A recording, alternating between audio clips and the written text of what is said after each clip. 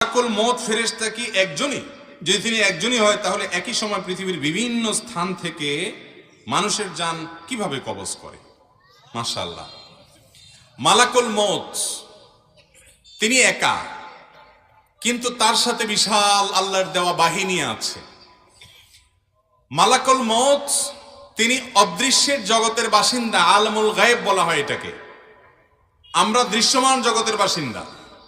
আমরা আমাদের মতো করে যদি আল্লাহর ফেরেশতাকে তুলনা করি বা চিন্তা করি তাহলে ভুল হবে। আল্লাহ রাব্বুল আলামিন অনেক ফেরেশতা তৈরি করেছেন, তাদের যে দক্ষতা, তাদের যে যোগ্যতা, তাদের যে কোয়ালিটি দিয়েছেন সেগুলো আমরা আমাদের মতো করে দেখলে হবে না। জিবরিলকে আল্লাহ রাব্বুল আলামিন কতগুলো ডানা দিয়েছেন?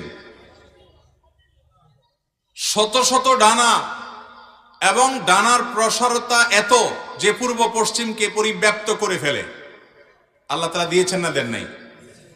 তো তিনি